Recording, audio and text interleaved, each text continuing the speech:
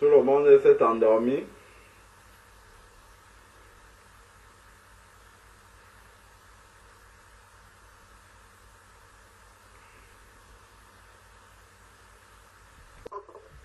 Mais je ne dors pas encore, c'est la seule nouvelle. Ok, ben que Dieu soit béni. La prédication a endormi tout le monde, hein.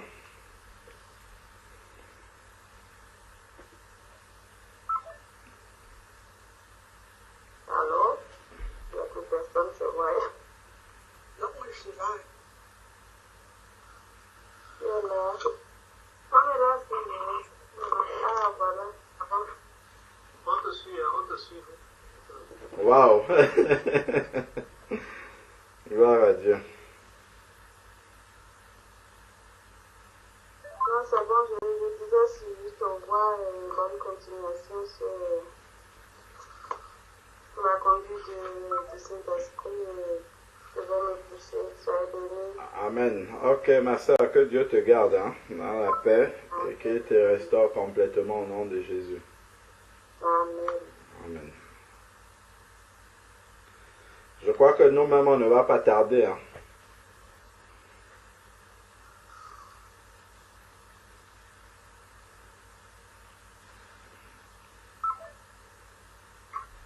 Parce que vu la journée qui nous attend tout à l'heure, il faut récupérer un peu de force.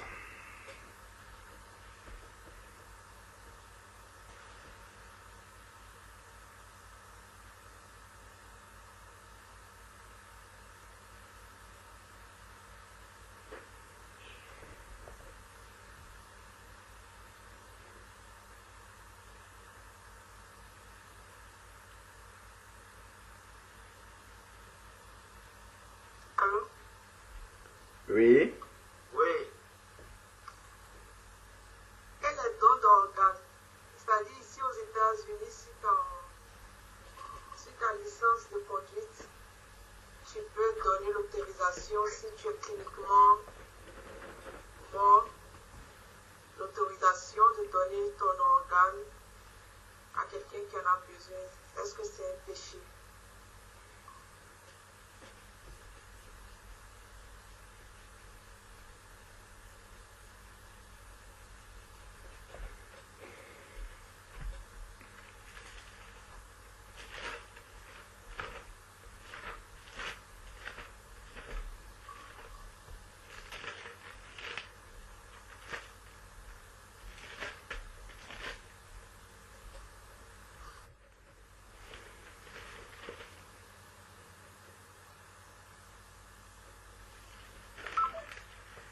Vas-y.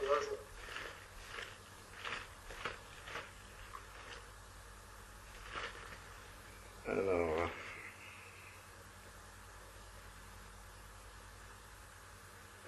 si nous prenons 1 Corinthiens, chapitre 6,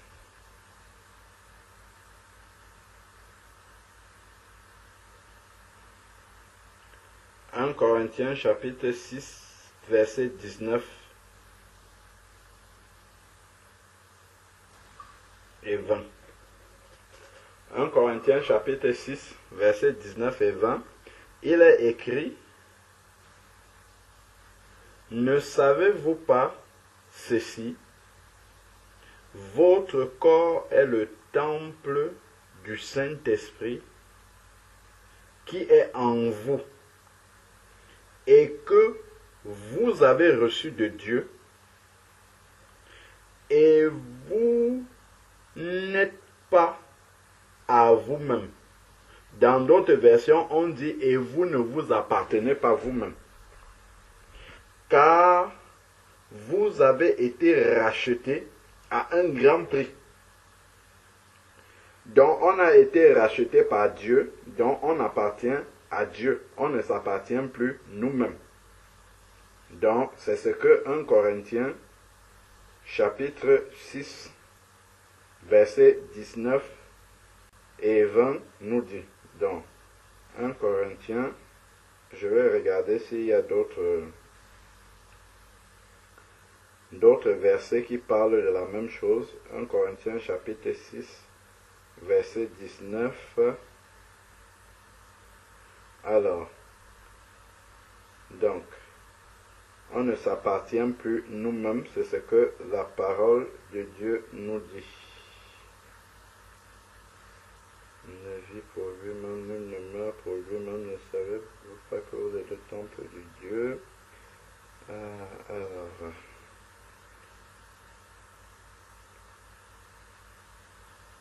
Alors, donc,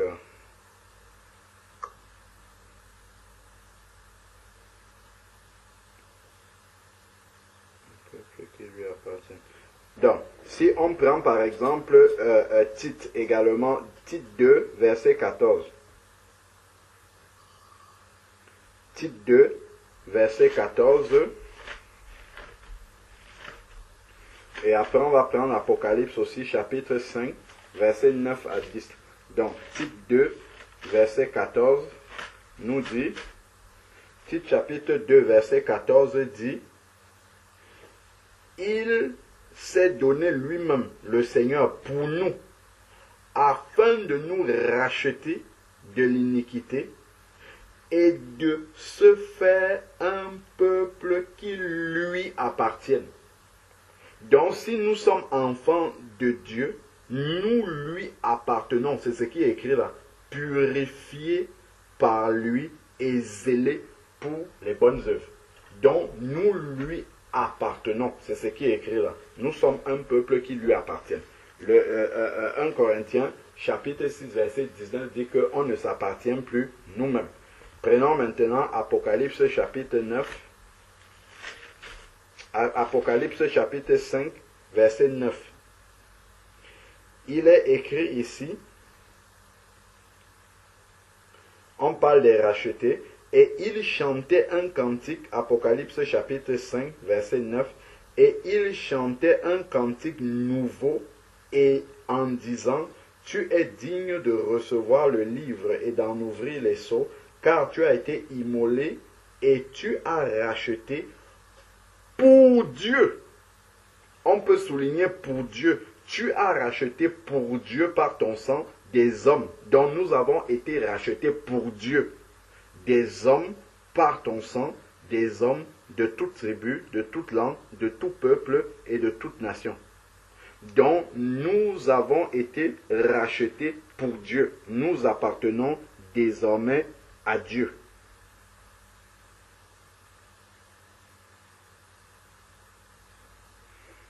Donc, on ne s'appartient pas nous-mêmes. Est-ce que j'ai le droit de prendre quelque chose qui ne m'appartient pas et donner à quelqu'un d'autre, sœur Ali?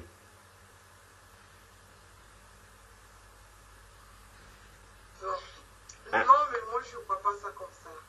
Ah, mais je demande, est-ce que tu as le droit de prendre quelque chose qui ne t'appartient pas pour donner à quelqu'un d'autre? Je dirais non. Mais Littéralement, je répondrais non comme ça, mais... c'est écrit que tu ne t'appartiens pas. Comment tu peux dire mais? Vas-y, exprime-toi donc, ma soeur. Ok, dis-moi, si tu as un problème d'insuffisance rénale et qu'on te dit qu'il y a un donneur, est-ce que tu vas prendre? Est-ce que toi tu vas prendre? On te dit qu'il y a possibilité que tu vives. La question que nous devons nous poser, moi je ne me pose... Si on peut prendre des autres, ça on peut donner aussi. Je suis exactement ce que tu es en train de dire.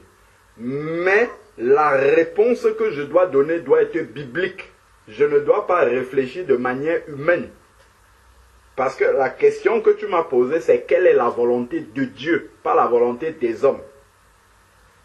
Quelqu'un peut accepter, refuser un don d'organe et préférer dire, Seigneur, guéris-moi, sinon je préfère retourner auprès de toi. Ok, donc ce n'est pas biblique aussi qu'on prenne, parce que c'est dans les deux sens que je pose la question en fait. Donc ce n'est pas biblique de prendre un organe. C'est juste pour savoir, moi je veux juste savoir. Oui, ce que je suis en train de dire, hein, attends, je n'avais pas encore fini ma réponse. J'ai juste commencé en te posant la question, si quelque chose ne t'appartient pas, est-ce que donc tu peux prendre ça de ton propre chef et donner à quelqu'un d'autre? Non. Voilà. Bon. Si une bouteille d'eau est posée là, elle ne t'appartient pas. Quelqu'un vient à côté de toi, il dit, j'ai soif de cette eau-là. Est-ce que tu regardes juste la souffrance de la personne, tu prends l'eau, tu lui donnes? Tu m'as dit non. Qu'est-ce que tu vas faire? Je vais lui demander de demander à qui ça appartient. Ah, voilà. Donc, tu vas demander à celui à qui cela appartient, tu demandes, est-ce que je peux donner à cette personne-là qui en a besoin? Donc, tu ne t'appartiens pas toi-même. On a dit que nous ne nous appartenons pas nous-mêmes, nous appartenons au Seigneur. Donc, si maintenant tu dois faire un don d'organe ou recevoir un organe, il faut prier pour demander au Seigneur, est-ce que je peux le faire? Parce que c'est à lui qu'appartient à la fois tes organes ou bien les organes de celui qui va te donner. Et il faut, si quelqu'un doit te... Bon, si tu connais la personne, il faut demander. Généralement, tu ne connais même pas souvent. Bon, après, ça dépend des cas. La personne qui va te donner, mais même à ce donneur, bon, sauf s'il est déjà mort aussi, donc on ne peut même plus lui demander. Mais en receveur comme en donneur, il faut aller demander au propriétaire. Parce que même celui qui a donné peut être dans, dans l'ignorance par rapport à cela, en pensant que bon, comme c'est son corps, comme c'est sur lui, ça lui appartient. Mais ça appartient à Dieu. Nous avons été rachetés par Dieu. Donc, si nous voulons utiliser quoi que ce soit, de la même manière que, par exemple, aujourd'hui, si je dois écouter une musique, il faut que je m'avise d'abord que Dieu peut accepter que les oreilles ici qui lui appartiennent désormais écoutent cette musique-là. Si mes yeux doivent se poser sur quelque chose, je dois demander à Dieu, ces yeux-ci qui t'appartiennent maintenant, est-ce qu'ils peuvent se poser sur telle chose? Ben, de la même manière, ces organes-ci qui sont sur moi, ça ne m'appartient pas du tout. Je ne peux pas prendre des décisions par rapport à ces organes-là. Donc, toi à qui ça appartient, si tu veux guérir quelqu'un directement sans utiliser ça, tu en es capable. Jésus n'a jamais pris un organe quelque part pour mettre sur quelqu'un.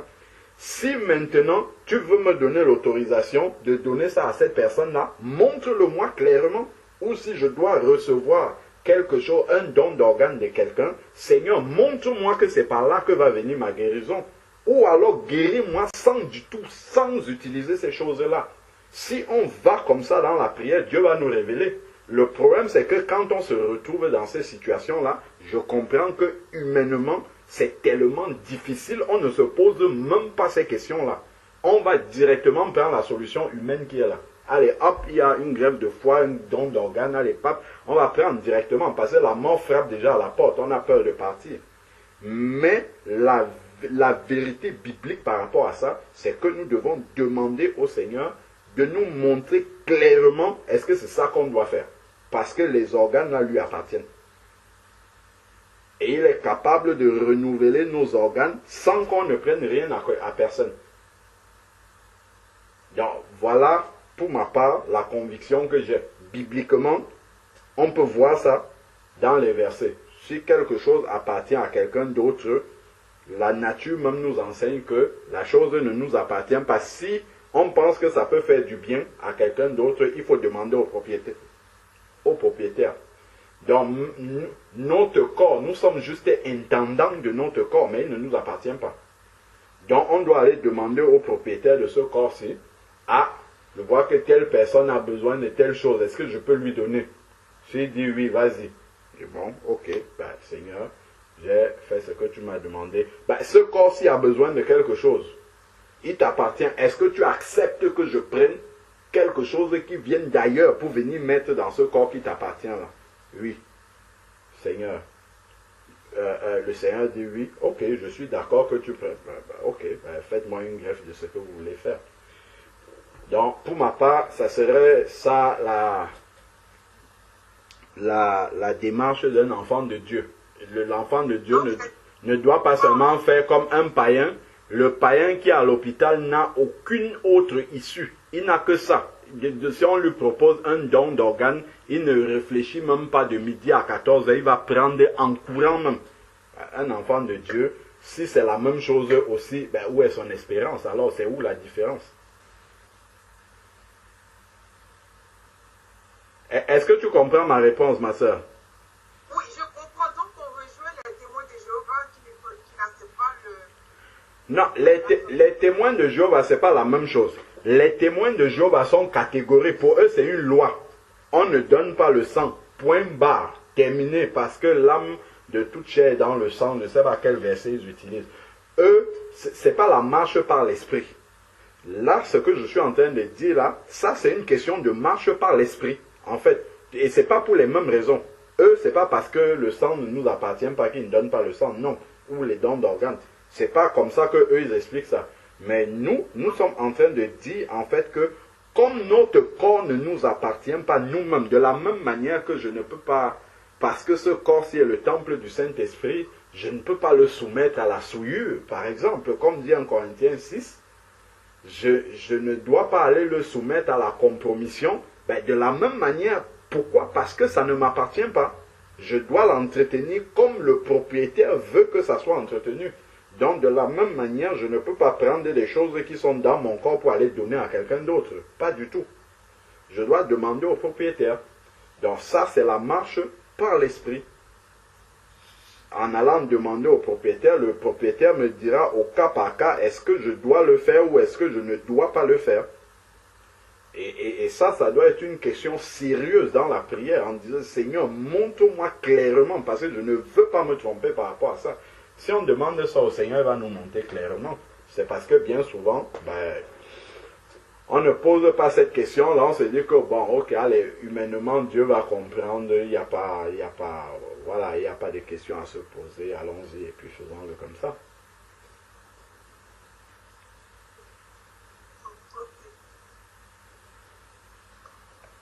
Amen. Est-ce que quelqu'un a un témoignage ou quelque chose à dire par rapport à ça? C'est une bonne question. Hein? C'est une question qui m'a déjà été posée, ça.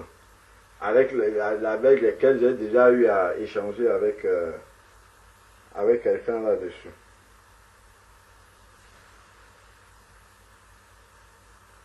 C'est comme l'incinération. L'incinération, par exemple, quelqu'un va dire, bon, ben ok, moi, si je meurs, allez, incinérez-moi, calcinez mon corps et puis c'est bon.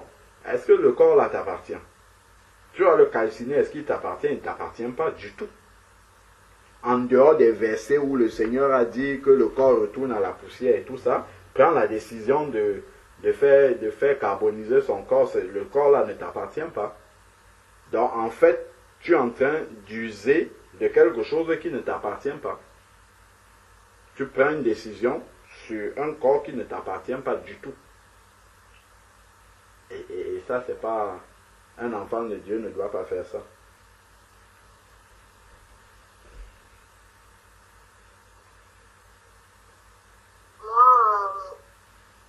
Aline, excuse-moi, ma soeur, vas-y.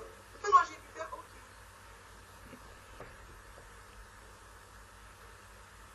Moi, je voulais juste dire, mon frère, que ça confirme tout simplement que nos voix sont vraiment entre les voix de l'Éternel et les voix de l'humain.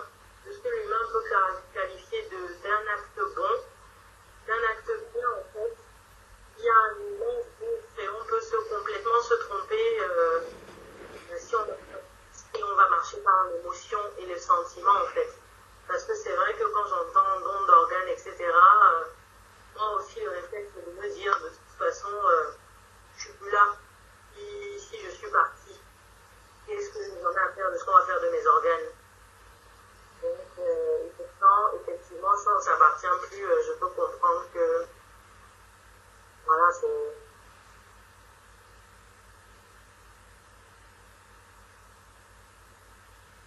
Amen. C'est une bonne question, vraiment, tu as posé. C'est vrai que moi, j'ai le même problème ici. Et quand on est arrivé aux États-Unis, bon, ça c'est quand tu vas passer ton permis de conduire, c'est une question, on te pose, est-ce que tu es prêt à donner, faire don d'organes au cas où tu mourrais, un accident, quelque chose comme ça. Donc, c'est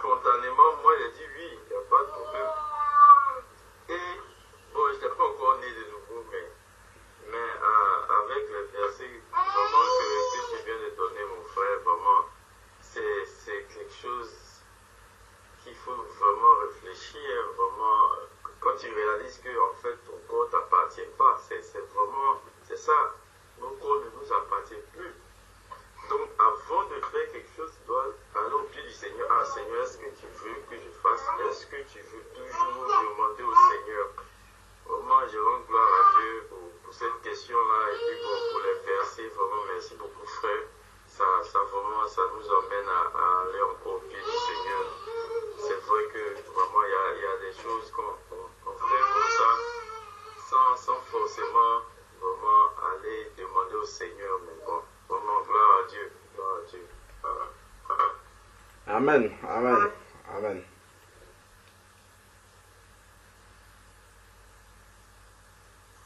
Frère Alain, tout à l'heure, tu as parlé de... En fait, quand tu parlais des familles, enfin, du témoignage qu'on doit apporter à nos familles, à un moment, il y a une partie qui m'a interpellée. C'est quand tu disais que si on est connecté au Seigneur, le Seigneur nous prévient de ce qui peut arriver aux membres de notre famille, en fait.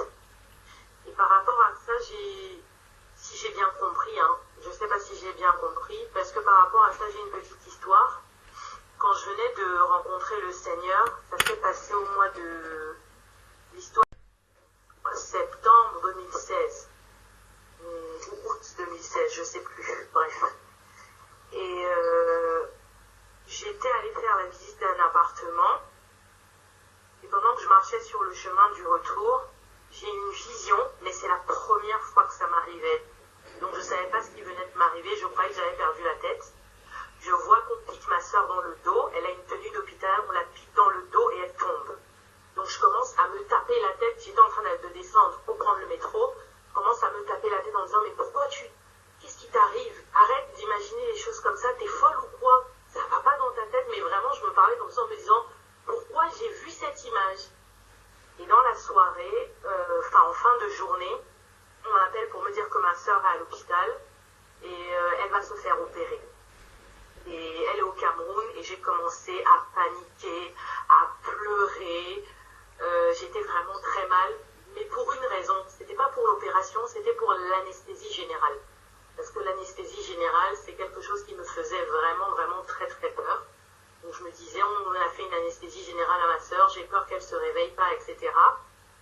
Et pendant qu'elle est au bloc opératoire, en fait, j'appelle un membre de notre famille qui était resté, parce qu'il est médecin, donc il est resté à attendre que l'opération finisse.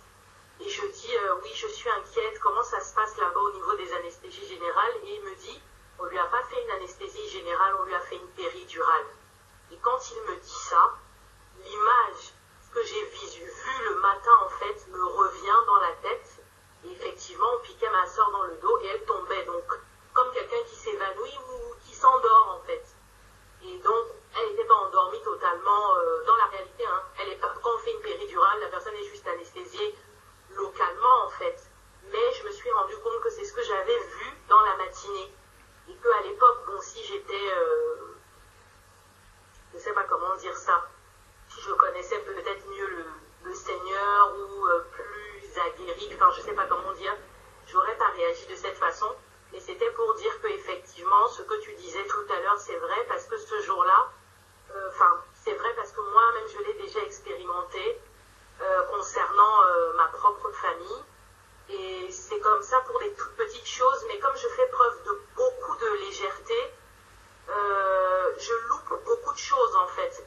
Quand je devais partir à Nice, je me souviens que j'avais pris mon billet d'avion pour le 15 juin. Quelque chose comme ça. Oui, c'était le 15 juin. Et j'avais pris mon billet d'avion, j'avais pas consulté le Seigneur, rien du tout. Et j'avais vu quelque chose et j'avais vu 4 juillet. Et je m'étais dit, j'ai vu 4 juillet, pourquoi je vois 4 juillet? Je me suis arrêtée là, j'ai pas demandé au Seigneur, est-ce que ça vient de toi? Rien du tout. Le jour où il faut faire la modification de mon billet, parce que j'ai eu un problème avec mes documents, mes papiers, etc. Donc du coup, il fallait que je change le billet.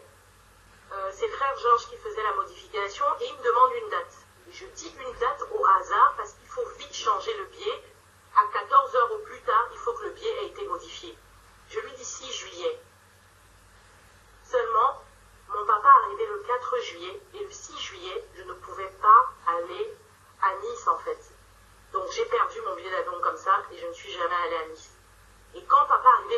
juillet, je n'ai pas tilté. C'est bien plus tard que je réalise que si j'avais fait attention et que j'avais demandé pourquoi je vois 4 juillet, j'aurais choisi carrément une autre date en fait.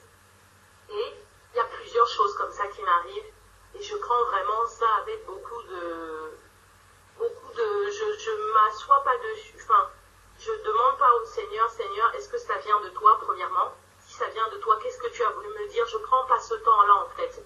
Soit je zappe, je mets aux oubliettes, j'oublie, ou alors je tire une conclusion très rapide et je passe quand même à côté de beaucoup de choses. Mais c'était pour dire que ce que tu as dit tout à l'heure, je l'ai expérimenté, mais ça m'a aussi rappelé ma propre légèreté souvent dans ma marche et dans les informations que je peux recevoir du Seigneur, ou peut-être pas du Seigneur, mais je ne sais pas dans tous les cas si c'est de lui ou pas, puisque je ne fais même pas forcément très attention en fait. Donc voilà. Ok. Que le Seigneur vraiment nous accorde à tous d'être plus attentifs. Le cas de ta sœur dont tu citais là, que tu as eu en vision, c'est des choses comme ça que le Seigneur peut nous montrer sur notre famille, sur nos familles, brutalement comme ça. Si on n'est pas certain de ce qui va arriver, de ce qui peut arriver, ainsi de suite. Vraiment, si on est baptisé dans le Saint-Esprit, c'est une bonne occasion de bien prier en langue. Parce qu'en priant en langue, en fait, on mine le terrain, parce que en fait, l'Esprit de Dieu, lui, sait exactement ce qu'il t'a montré là. Tu n'as pas encore compris, ok, on a piqué ta soeur dans le dos, tu ne sais pas, est-ce que c'est une agression dont il est question, est-ce que c'est spirituel, est-ce que c'est physique que ça va arriver, est-ce que ça vient du Seigneur, ainsi de suite. Et là, souvent, dans ces cas-là, effectivement, pour ceux qui ont reçu le don des langues, c'est très, très important de commencer à prier en langue. Prier en langue. Le Saint-Esprit lui-même saura comment conduire ces prières-là pour que, justement, ça réponde à ce que Dieu nous a montré. Parce que si on prie avec notre intelligence, il y a un minimum que nous devons comprendre quand même de la situation. Or, souvent, le temps de comprendre, il peut avoir urgence. Le Seigneur peut nous montrer des situations où c'est vraiment urgent. C'est en train de se passer là. Pendant que nous sommes en train de voir la chose, le Seigneur est en train de nous montrer la chose. En même temps, c'est en train de se passer. Là, il faut réagir avec urgence. Et c'est là où on se rend compte vraiment que le baptême dans le Saint-Esprit, ça peut nous aider aussi à vraiment à sortir des situations un peu compliquées, en tout cas à comprendre, hein, quand on ne maîtrise pas vraiment le sujet de prière, ça peut vraiment nous aider beaucoup. Amen.